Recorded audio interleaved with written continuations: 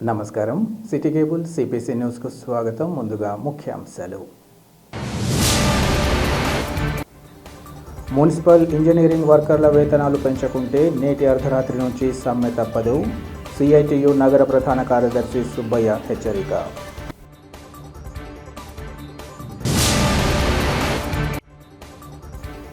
గండి క్షేత్రంలో భక్తులకు త్వరలో పునః దర్శన భాగ్యాన్ని కల్పిస్తాం. వేపల్లి టీడీపీ మండల పరిశీలకుడు రఘునాథ్ రెడ్డి వెల్లడి.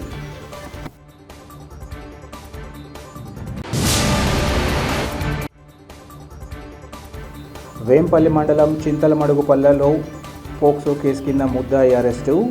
మీడియాకు వివరాలు వెల్లడించిన DSP Murali Nayak. Municipal engineering వర్కర్ల వేతనాలు పెంచకుంటే ఈ అర్ధరాత్రి నుంచి సమ్మె తప్పదని సిఐటియు నగర ప్రధాన కార్యదర్శి సుబ్బయ్య హెచ్చరించారు. మున్సిపల్ ఇంజనీరింగ్ కార్మికులకు జీవో 36 ప్రకారం వేతనాలు పెంచకుంటే నిరవధిక సమ్మె తప్పదని గత నెల నుంచి అనేక రూపాల్లో నిరసనలు, ధర్నాలు చేస్తున్నా ప్రభుత్వం పట్టించుకోవడం లేదని ఆరోపించారు. పెరిగిన ధరలు, ఫీజుల వల్ల కుటుంబ పోషణ భారమవుతుందని, కరెంటు బిల్లులు కట్టుకోలేక కార్మికులు చాలా ఇబ్బందులకు గురి అవుతున్నారని ఈ సందర్భంగా పేర్కొన్నారు. ఈ నెల 4వ తేదీన విజయవాడలో జరిగిన ధర్నా కార్యక్రమంలో తాము సమ్మె ప్రకటించిన ప్రభుత్వంకు వినతిపత్రం ఇచ్చిన ప్రభుత్వం పట్టించుకోకపోవడం తగదన్నారు. దీనికి ప్రభుత్వమే కారణమని, సంక్షేమ పథకాలు అమలు చేయాలని, క్యాడర్ స్ట్రెంగ్త్ ఇవ్వాలని, రిటైర్మెంట్ బెనిఫిట్స్ ఇవ్వాలని డిమాండ్ చేశారు. ప్రభుత్వం వెంటనే స్పందించి కార్మికులకు న్యాయం చేయాలని వారు ఈ సందర్భంగా డిమాండ్ చేశారు.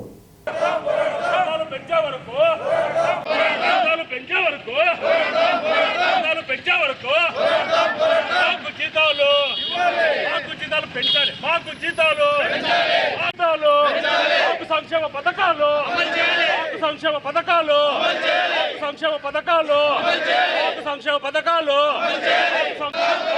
పోరాడతాం జీతాలు పెరిగే వరకు పోరాడతాం జీతాలు పెరిగే వరకు పోరాడతాం జీతాలు గత 6 సంవత్సరాలుగా పరిష్కరించకపోవడము మున్సిపల్ కార్పొరేషన్లో పనిచేస్తున్న ఇంజనీరింగ్ కార్మికుల సమస్యలు పరిష్కారం చేయాలని చెప్పి రాష్ట్ర వ్యాప్తంగా చాలా దినాల నుంచి ఆందోళన పోరాటాలు నిర్వహిస్తూ ఉన్నాం. గత ప్రభుత్వం కూడా మున్సిపల్ ఇంజనీరింగ్ కార్మికుల సమస్యలు పరిష్కారం చేయడంలో ఘోరంగా విఫలమైంది. ఇప్పుడు అధికారంలోకి రాకముందు కూటమి ప్రభుత్వం మేము అధికారంలోకి వస్తే 25,000 కన్నా తక్కువ ఎవరైతే తీసుకుంటున్నారో వాళ్ళకందరికీ మేము సంక్షేమ పథకాలు అమలు చేస్తామని చెప్పి మేనిఫెస్టోలో పెట్టారు. ఈరోజు సంక్షేమ పథకాల కాడికి వచ్చేదలికి 12,000 వేతనం మాత్రం ఉంటే వాళ్ళకి సంక్షేమ పథకాలు వర్తింప కావడం చాలా దుర్మార్గం. అలాగే మున్సిపల్ కార్పొరేషన్లో జీవో నెంబర్ 36 తీసుకొచ్చారు. జీవో నెంబర్ 36 కేవలం కొంతమంది కార్మికులు మాత్రమే అమలు చేస్తూ ఉన్నారు. మున్సిపల్ కార్పొరేషన్లో పనిచేసే ఇంజనీరింగ్ సెక్షన్ కార్మికులకు ఆ జీవోని ఇంప్లిమెంట్ చేయలేదు. ఆ జీవోని ఇంప్లిమెంట్ చేయాలని చెప్పి గత 26 రోజుల నుంచి ఆందోళన పోరాటాలు నిర్వహిస్తున్నా రాష్ట్ర ప్రభుత్వం ఏమాత్రం పట్టించుకోకుండా నిమ్మకు నీరు వ్యవహరించడం చాలా దుర్మార్గం, అన్యాయం అని చెప్పి సిఐటిగా చెప్పదలుచుకున్నాం. ఈ రాష్ట్ర ప్రభుత్వానికి ఒక అల్టిమేటం జారీ చేస్తూ ఉన్నాం. ఇప్పటికైనా మున్సిపల్ ఇంజనీరింగ్ కార్మికుల సమస్యలు పరిష్కారం చేయకపోతే ఈ రోజు అర్ధరాత్రి 12 గంటల నుంచి సమ్మెలోకి పోతా ఉన్నాం. నీరు నాపుతా ఉన్నాం, కరెంటు నాపుతా ఉన్నాం. మీరేదైతే మాకు డబ్బులు రావాలి కార్పొరేషన్ అనుకుంటా ఉన్నారు, ఆ సెక్షన్లు అన్నీ ఆపుతా ఉన్నాం. మీరు ఇప్పటికైనా పరిష్కారం చేయాలి. ప్రజానికాన్ని ఆదుకోవాలంటే ప్రజానికాన్ని ఇబ్బందులు పెట్టాలి, ఇబ్బందులకు గురి చేయాలి. ఆంధ్ర రాష్ట్ర ప్రజానికం ఎట్టమైనా మాకు అవసరం లేదు. మేము మాత్రం ఏసీ కార్లలో, ఏసీ ఫ్లైట్లలో తిరుగుతూ ఉంటామంటే మా సమస్యలు పరిష్కారం చేయకండి. మీరు ప్రజానికం బాగుండాలంటే పరిష్కారం చేయాలి. ఈ రాష్ట్ర ప్రజానికానికి, నగర ప్రజానికానికి కానీ సిఐటిగా మేము ఒకటే విన్నవించుకోదలుచుకున్నాం. మీకు నీళ్ళు ఆపగలిగి తగిన తప్పు మాది కాదు, మున్సిపల్ కార్మికులది కాదు, ఈ రాష్ట్ర ప్రభుత్వంది, రాష్ట్ర ముఖ్యమంత్రిది, ఈ రాష్ట్రంలో అధికారంలో ఉన్న కూటమి ప్రభుత్వంది.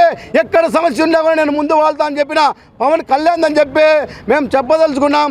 ఇప్పటికైనా రాష్ట్ర ప్రభుత్వం పరిష్కారం చేయాలి. అందుకోసమే ఈ రాష్ట్ర ప్రభుత్వాన్ని హెచ్చరిస్తూ ఉన్నాం, మీరు పరిష్కారం చేయాలి అని ఈరోజు డెడ్ లైన్ ఇచ్చాం. 12 గంటలకు సమ్మెలోకి పోతామని చెప్పి డిమాండ్ చేస్తూ ఉన్నాం. గండి క్షేత్రంను త్వరలో పునః ప్రారంభించి భక్తులకు దర్శన భాగ్యం కల్పిస్తామని టీడీపీ వేంపల్లె ఇన్ఛార్జ్ పరిశీలకులు రఘునాథ్ రెడ్డి పేర్కొన్నారు. చక్రపేట మండలంలోని గండి క్షేత్రంలో శ్రీ వీరాంజనేయ స్వామి ఆలయ పునః నిర్మాణ పనులు వేగవంతం చేసి దేవాలయాన్ని పునః ప్రారంభించి భక్తులకు మూలమూర్తి దర్శన భాగ్యాన్ని కల్పిస్తామని తెలుగుదేశం పార్టీ వేంపల్లె మండల పరిశీలకుడు రఘునాథ్ రెడ్డి పేర్కొన్నారు. ఈ మేరకు ఆయన గండి క్షేత్రం చేరుకుని ఆంజనేయ స్వామిని దర్శించుకున్నారు. అనంతరం ఆలయ పనులను వేంపల్లి మండల కన్వీనర్ రామమోహన్ రెడ్డి, గండి మాజీ చైర్మన్ కల్లూరు వెంకటస్వామిలతో కలిసి పరిశీలించారు. అనంతరం మీడియాతో మాట్లాడుతూ గండి ఆంజనేయ స్వామి దేవాలయంపై కొంతమంది రాజకీయం చేస్తున్నారని ఆరోపించారు. ఆలయ నిర్మాణ పనులు చేయకుండా కూటమి ప్రభుత్వం నిర్లక్ష్యం చేస్తోందంటూ కొంతమంది ఆరోపణలు చేయడం సరికాదన్నారు. గత వైసీపీ ప్రభుత్వంలో గుడి నిర్మాణ పనులు జరుగుతుంటే కూడా తాము ఎక్కడ అడ్డు తగలలేదన్నారు. వారి చేతగానితనం వల్లే గండి ఆంజనేయ స్వామి పునర్నిర్మాణం మీ హయాంలో పూర్తి కాలేదని ఆరోపించారు. వైసీపీ నాయకులకు హిందువుల ఆచారాలు, సంప్రదాయాలు తెలిసినట్లు లేదని ఈ సందర్భంగా మండిపడ్డారు. ఆలయం పూర్తి స్థాయిలో పునర్నిర్మాణం కావాలంటే పెండింగ్లో ఉన్న పనులు పూర్తి కావాలని, అవి పూర్తి అయ్యాక గుడి పునర్నిర్మాణం పూర్తి అవుతుందని ఆయన తెలిపారు. గుడి నిర్మాణం పూర్తయిన తర్వాత ఆలయ పద్ధతులు, ఆచారాలు, పూజలు తదితర పద్ధతులతో గుడి పునః ప్రారంభం చేయాలని ఆయన సూచించారు. ఆలయ నిర్మాణం పూర్తి కాకముందే ఆలయాన్ని పునః ప్రారంభం చేయాలంటూ వైసీపీ నాయకులు అనుకోవడం ఎంతవరకు సమంజసమని ప్రశ్నించారు. ఏమంటే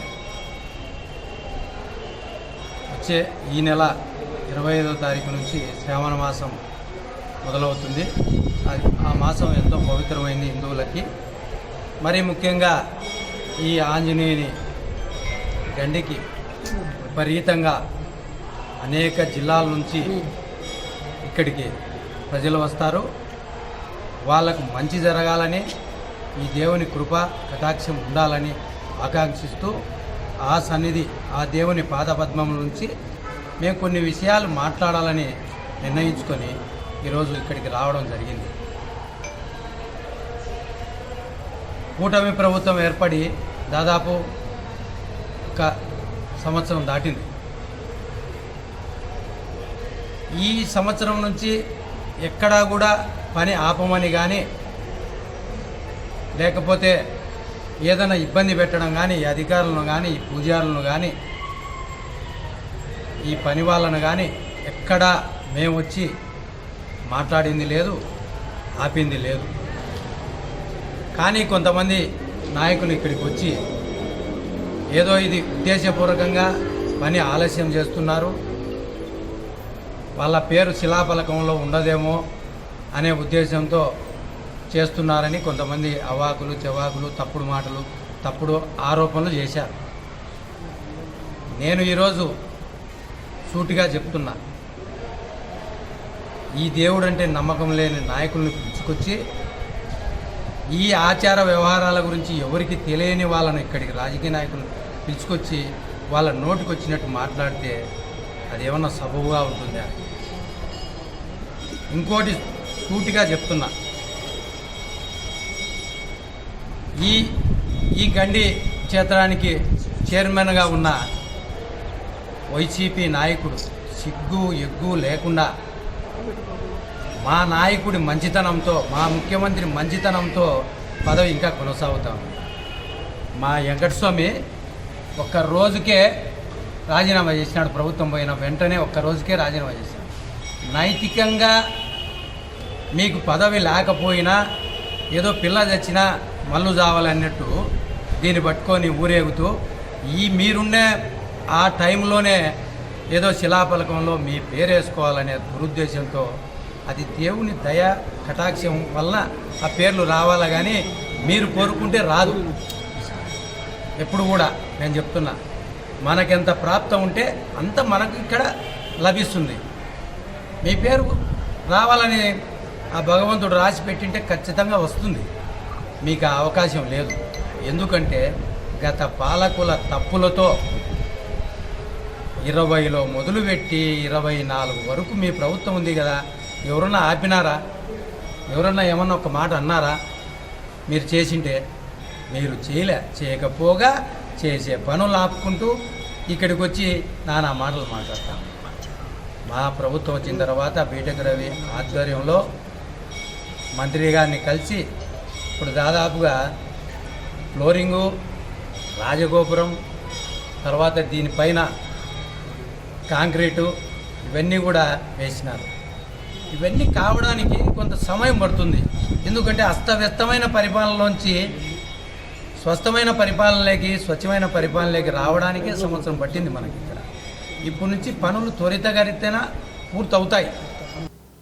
ఫీజు రియంబర్స్మెంట్ నిధులు విడుదల చేయాలని ఆర్ఎస్యు రాష్ట్ర అధ్యక్షుడు రవిశంకర్ రెడ్డి డిమాండ్ చేశారు. రాష్ట్ర వ్యాప్తంగా పెండింగ్లో ఉన్న ఫీజు రియంబర్స్మెంట్ విడుదల చేయడంతో పాటు పెరిగిన ధరలకు అనుగుణంగా ఎస్సీ, ఎస్టీ, బీసీ సంక్షేమ హాస్టల్ విద్యార్థులకు మెస్ ఛార్జీలు పెంచాలని ఆయన కోరారు. భీమవరంలో జరిగిన పశ్చిమ గోదావరి జిల్లా ఆర్ఎస్యు నాయకుల సమావేశంలో సంఘం రాష్ట్ర అధ్యక్షుడు రవిశంకర్ రెడ్డి ప్రభుత్వానికి ఈ సందర్భంగా విజ్ఞప్తి చేశారు.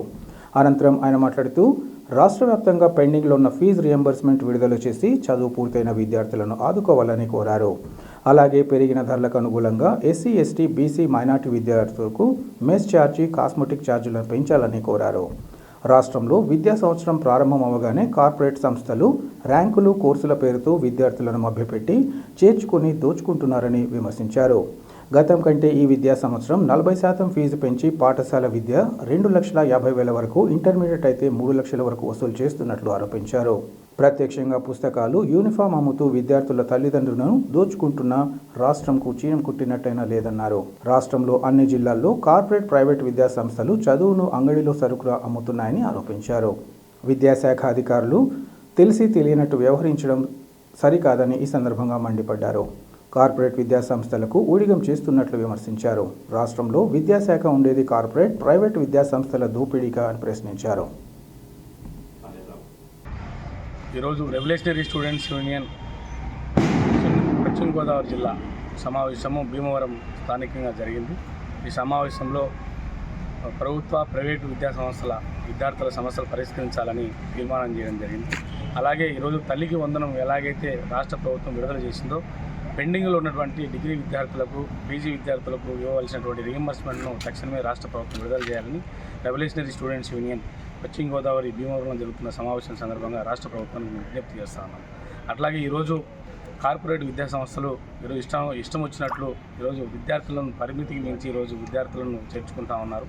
ఫీజులను కూడా ఈరోజు లక్షల కొద్ది వసూలు చేస్తున్నా కూడా ఏ ఒక్క కార్పొరేట్ విద్యా సంస్థ పైన కూడా ఈరోజు చర్యలు తీసుకునేటువంటి పరిస్థితి లేదు.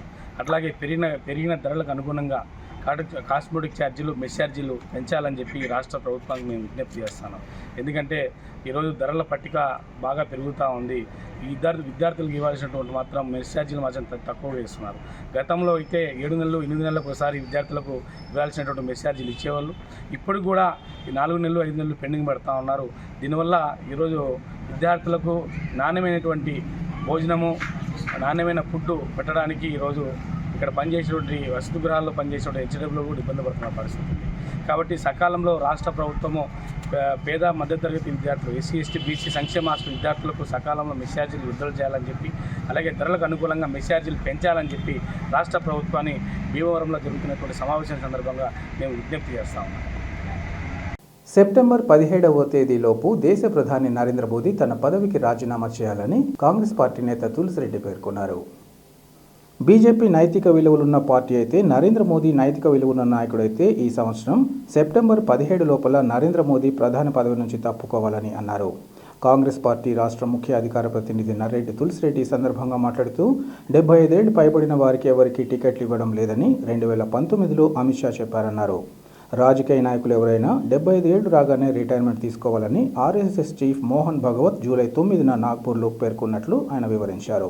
ఈ కారణం చేతనే బీజేపీ అగ్ర నాయకులు అద్వానీ, మురళీ మనోహర్ జోషి, వెంకయ్యనాయుడు, జశ్వంత్ సింగ్ లాంటి వారు క్రియాశీల రాజకీయాల నుంచి తప్పుకున్నట్లు ఆయన తెలిపారు. 2025 సెప్టెంబర్ 17కు మోదీకి 70 ఏళ్లు నిండుతాయని, నైతిక విలువలకు ప్రాధాన్యత ఇచ్చేటట్లయితే సెప్టెంబర్ 17 లోపల నరేంద్ర మోదీ పదవి నుంచి తప్పుకోవాలని ఆయన డిమాండ్ చేశారు. బీజేపీ పార్టీకి, ప్రధానమంత్రి నరేంద్ర మోడీ గారికి నైతిక విలువల పట్ల చిత్తశుద్ధి ఉంటే సెప్టెంబర్ 17వ తారీఖు లోపల ప్రధానమంత్రి నరేంద్ర మోడీ గారు ఆ పదవి నుంచి తప్పుకొని క్రియాశీల రాజకీయాల నుంచి తప్పుకోవాలి. ఎందుకంటే 2019లోనే అమిత్ షా గారు, కేంద్ర మంత్రి, ఆనాడే చెప్పారు 75 సంవత్సరాలు దాటిన ఎవరికి కూడా బీజేపీ టికెట్లు, పార్టీ టికెట్స్ ఇవ్వదని చెప్పేసి 2019లోనే చెప్పారు. నిన్నగాక మొన్న 9వ తారీఖున ఆర్ఎస్ఎస్ చీఫ్ మోహన్ భగవత్ అన్నారు, రాజకీయ నాయకులు ఎవరైనా 75 ఏళ్ళు దాటుతానే రిటైర్మెంట్ తీసుకోవాలి, క్రియాశీల రాజకీయాల నుంచి తప్పుకోవాలని మొన్న 9వ తారీఖున ఆర్ఎస్ఎస్ చీఫ్ భగవత్ గారు చెప్పారు. ఈ సూత్రాన్ని అనుసరించే బీజేపీ అగ్రనాయకులు లాల్ కృష్ణ అద్వానీ, మురళీ మనోహర్ జోషి, జస్వంత్ సింగ్ లాంటి నాయకులు 75 ఏళ్ళు దాటిన వాళ్ళు రాజకీయాల నుంచి తప్పుకోవాలనే సూత్రాన్ని అనుసరించి క్రియాశీలక రాజకీయాల నుంచి తప్పుకొని మార్గదర్శక మండలిలో చేర్చారు వాళ్ళను. మరి అదే సూత్రం అన్వయిస్తే నరేంద్ర మోడీ గారికి సెప్టెంబర్ 17కు ఆయనకు 75 ఏళ్ళు దాటుతాయి. మరి ఆ ప్రకారం అయితే నరేంద్ర మోడీ గారు ప్రధానమంత్రి పదవి నుండి తప్పుకోవాలి, క్రియాశీల రాజకీయాల నుంచి తప్పుకోవాలి, మార్గదర్శక మండలిలో చేరాలి. మరి చూడాలి బీజేపీ అగ్రనాయకులు అద్వానీ గారి బాటను అనుసరిస్తారా లేదా అనుసరించరా అనేది చూడాలి. బీజేపీలో అద్వానీ గారికి ఒక నీతి, నరేంద్ర మోడీ గారికి మరో నీతి ఉంటుందా చూడాలి. సెప్టెంబర్ 17వ తారీఖు లోపల ఏం జరుగుతుందో. పోక్సో కేసు కింద ముద్దాయిని అరెస్ట్ చేసినట్లు వేంపల్లి డీఎస్పీ మురళీ నాయక్ వెల్లడించారు. వేంపల్లి పంచాయతీ పరిధిలోని చింతలమడుగుపల్లె గ్రామంలో ఈ నెల 7వ తేదీన పకీరుపల్లె గ్రామానికి చెందిన సుమియా అనే బాలికపై లైంగిక దాడి కేసులో మడక బాబు అనే వ్యక్తిపై పోక్సో కేసు నమోదు చేసి అరెస్ట్ చేసినట్లు పులివెందుల డీఎస్పీ మురళీ నాయక్ ఇందుకు సంబంధించిన వివరాలు వెల్లడించారు. చింతలమడుగుపల్లె గ్రామం పకీరుపల్లెకు చెందిన సుమియా ఈ నెల 7వ తేదీన అదృశ్యమైన విషయం. అందుకు సంబంధించిన సుమియా తల్లిదండ్రులు వేంపల్లె పోలీస్ స్టేషన్లో ఫిర్యాదు చేశారు. ఈ ఘటనలో అమ్మాయి ఆచూకీ లభించిన తర్వాత పోలీసుల విచారణలో సుమియా మడక బాబు ఇద్దరు ప్రేమించుకున్నారనే విషయం తెలిసింది. వారి మధ్య శారీరక సంబంధం గత 3 సంవత్సరాలుగా సాగుతున్నాయని వివరించారు. ఇద్దరు ఇష్టపూర్వకంగా కలిసినప్పటికీ మైనర్ బాలిక కావడంతో పోక్సో కేసు కింద కేసు నమోదు చేసినట్లు డీఎస్పీ వెల్లడించారు. ఈ ఘటనలో ఎవరిని ఉపేక్షించే ప్రసక్తి లేదని ఈ సందర్భంగా చెప్పారు. ఈ కార్యక్రమంలో సిఐ నరసింహులు, ఎస్ఐ రంగారావు ఇంకా పోలీసులు పాల్గొన్నారు.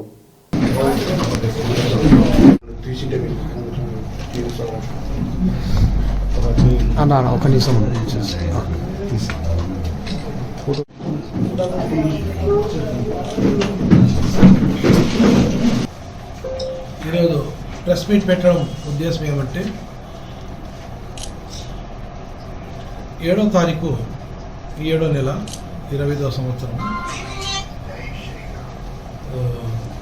ఈ మన వేంపల్లి టౌన్కు సంబంధించినటువంటి చింతలమడుగురి విలేజ్ ఉంటుంది.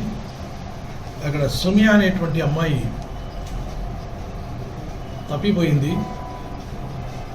వారు మేకల్లో గొర్రెలలో పోయి ఏదైతే వజ్రాలు గుట్టకల్లా వెళ్ళిందో రాలేదు అనేటువంటిది ఒక ఫిర్యాదు.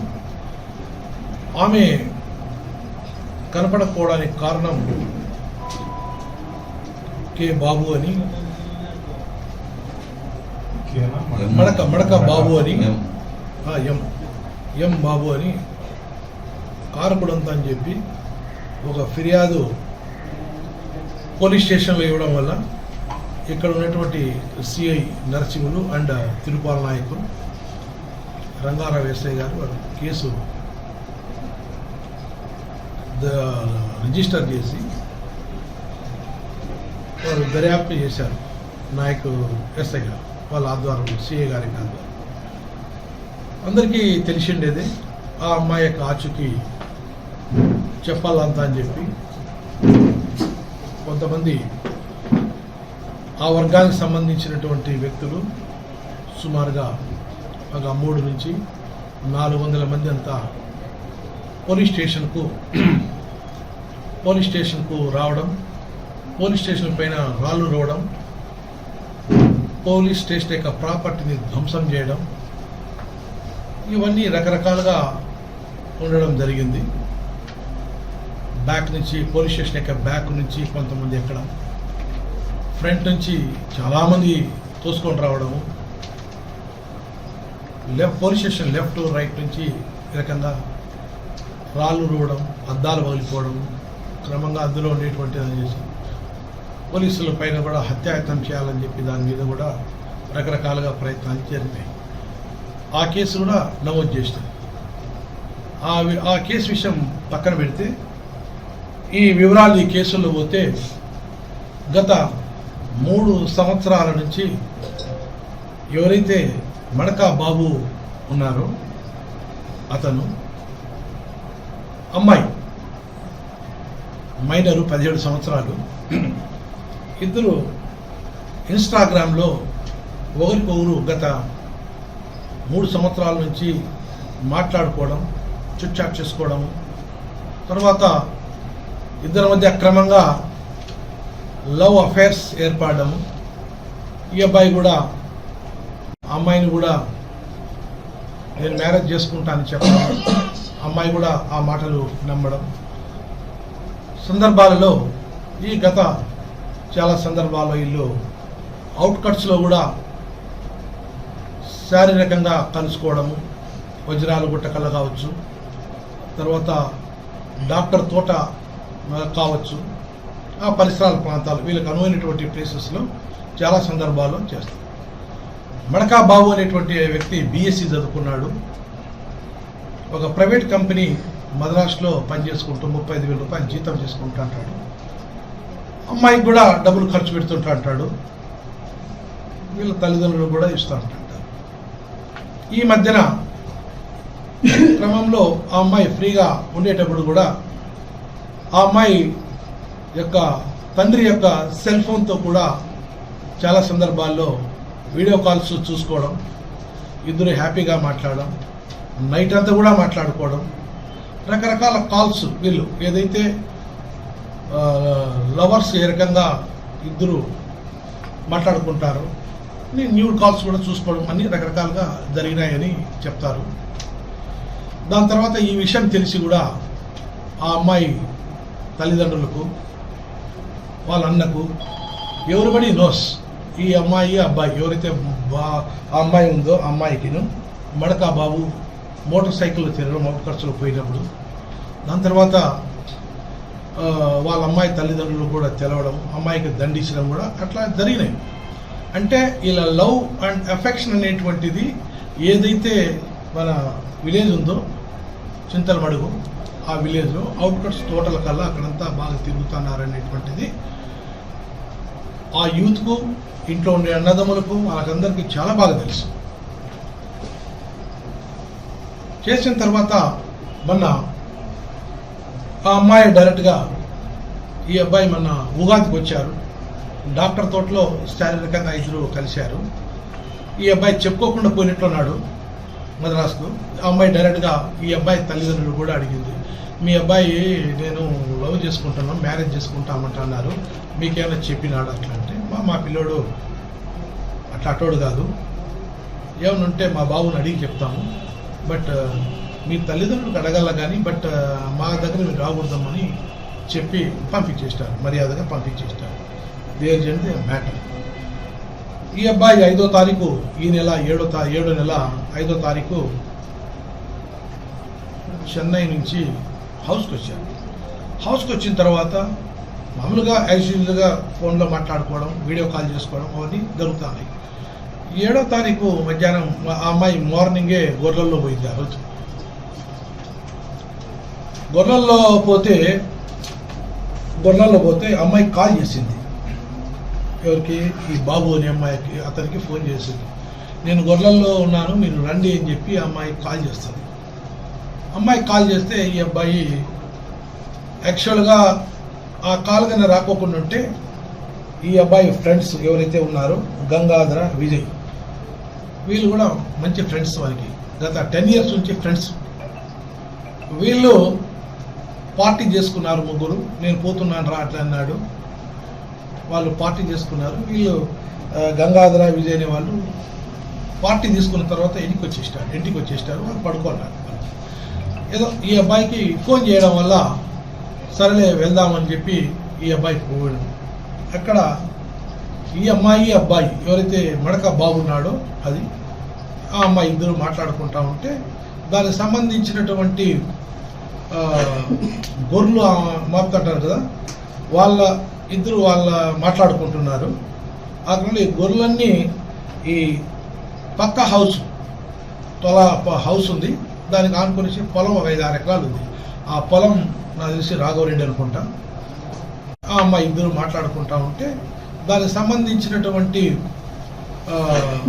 గొర్రెలు మాపుతుంటారు కదా, ఇద్దరు మాట్లాడుకుంటున్నారు. అక్కడ ఈ గొర్రెలన్నీ ఈ పక్క హౌస్ ఉంది, దానికి ఆనుకొని పొలం ఒక 5-6 ఎకరాలు ఉంది. ఆ పొలం నాకు తెలిసి రాఘవరెడ్డి అనుకుంటా. వాళ్ళ పొలాల్లో పడినాయి. ఆయన ఫోన్ చేసినాడు, ఎవరు అరిచితే ఎవరు మాట్లాడటం లేదు. ఈ రాఘవరెడ్డి అండ్ ఈ అమ్మాయి వాళ్ళ ఫాదర్ ఫ్రెండ్స్ అనమాట. ఎందుకంటే దొడ్డి పక్కనే ఉంది కాబట్టి చాలా రోజుల నుంచి. గొర్రెల్లో వచ్చినావా లేవో మొత్తం నా పొలంలో పడిపోయినా ఎట్లంతా మాట్లాడితే, లేదు మా పాప వచ్చింది కదా అన్నారు. మీ పాప కనపడలేదు నాకు అన్నారు. అప్పుడు వీళ్ళు ఆటోలో పరిగెత్తకపోవడం, వీళ్ళమ్మ నాయన ఈ అమ్మాయి యొక్క అమ్మ నాయన వచ్చిండేదిను, ఏడున్నావు అని పేరు పెట్టి పిలవడము. అమ్మాయి ఇతన్ని ఏడ కొట్టేస్తారో మా అమ్మ మా నాయన నువ్వు పరిగెత్తి వెళ్ళిపోనంటే, అమ్మ కొద్దిగా వీక్ కాబట్టి అక్కడే ఉండిపోయింది. దాని తర్వాత ఈ అబ్బాయి వాళ్ళంతా తప్పించుకొనేసి రావడము ఇట్లా జరిగింది. ఈ అమ్మాయి ఆ రోజు సాయంత్రం వరకు కనపడలేదు. సరే వీళ్ళకి ఎట్లా ఈ మడక బాబు అనేటువంటి వ్యక్తితో మాట్లాడుతూ ఉంటుంది కదా నా కూతురు అని ఉద్దేశంతో వాళ్ళు మడక బాబుకు వాళ్ళందరికీ మాట్లాడడం చేయడం, దాన్నంతా మీకు జరిగిన విషయం అంతా తెలిసిండేది. ఇట్లా మొన్న అమ్మాయి ఫైనల్గా మాకు సమాచారం రావడము, ఎస్ఐ గారికి సిఐకి మాకందరికీ అమ్మాయిని తీసుకొని రావడం జరిగింది. తీసుకొని రావడం తర్వాత ఇక్కడ పోలీస్ స్టేషన్ నుంచి కాకుండా, ఎందుకంటే జనాలు ఎక్కువగా ఉన్నారు, ఆ పాప కూడా ఏమైనా ప్రాబ్లం అవుతుందో ప్రాణహాని ఉంటుందో అని చెప్పే ఉద్దేశంతో మేము ఆరోగ్య రీత్యా రిమ్స్ హాస్పిటల్కు సిఐ నరసింహులు గారు తీసుకొని పోయారు. అక్కడ చేర్పించాము. అక్కడ జ్యోతి అనేటువంటి ఒక ఉమెన్ ఎస్ఐ గారు ఆయన స్టేట్మెంట్ రికార్డ్ చేశారు. ఏదైతే మీకు ఎంత ఎక్స్ప్లెయిన్ చేశానో ఆ పాప ఆ రకంగా స్టేట్మెంట్ ఇవ్వడం జరిగింది. దాని మీద పోక్సో యాక్ట్గా నమోదు చేసినాము, మైనర్ కాబట్టి. మేజర్ ఏంటి ఈ సెక్షన్లో రాదు, మైనర్ కాబట్టి మైనర్ను మాటలు చెప్పడం, శారీరకంగా అనుభవించడం ఇవన్నీ తప్పు కాబట్టి ఈ నేరాల కింద కేసు దర్యాప్తు చేశాం. దాంట్లో ఒక 5-6 మంది సాక్షులు కూడా విచారించాము. వాళ్ళ స్టేట్మెంట్లన్నీ రికార్డ్ చేసుకోవడం, వాళ్ళ వాయిస్ కూడా రికార్డ్ చేసుకోవడం, వీడియోలు అన్నీ పకడ్బందీగా ఇన్వెస్టిగేషన్ నేనే చేశాను. ఈరోజు మార్నింగ్ ముద్దాయి యొక్క ఆచూకీ తెలిస్తే మన చక్రాయపేట బస్టాండ్లో అరెస్ట్ చేసి వాళ్ళ యొక్క స్టేట్మెంట్ను కన్ఫెక్షన్ని అన్నీ రికార్డ్ చేసి విఆర్ఓ సమక్షంలో పోలీస్ స్టేషన్ కింద దాకా తీసుకొచ్చి చేశాం. మీ దగ్గర హాజరుపరిచాం. ఇతన్ని వైద్య పరీక్షలు కూడా పంపించడం జరుగుతుంది హాస్పిటల్కు. వార్తలు ముగించే ముందు ముఖ్యాంశాలు మరోసారి. మున్సిపల్ ఇంజనీరింగ్ వర్కర్ల వేతనాలు పెంచకుంటే నేటి అర్ధరాత్రి నుంచి సమ్మె తప్పదు. సిఐటియు నగర ప్రధాన కార్యదర్శి సుబ్బయ్య హెచ్చరిక.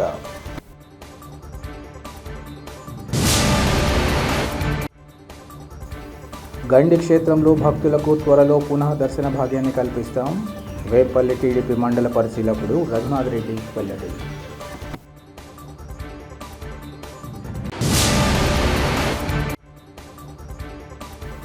వేంపల్లి మండలం చింతలమడుగుపల్లెలో పోక్సో కేసు కింద ముద్దాయి అరెస్టు. మీడియాకు వివరాలు వెల్లడించిన DSP Murali Naik. City cable CPC news ఇంతటితో సమాప్తం. నమస్కారం.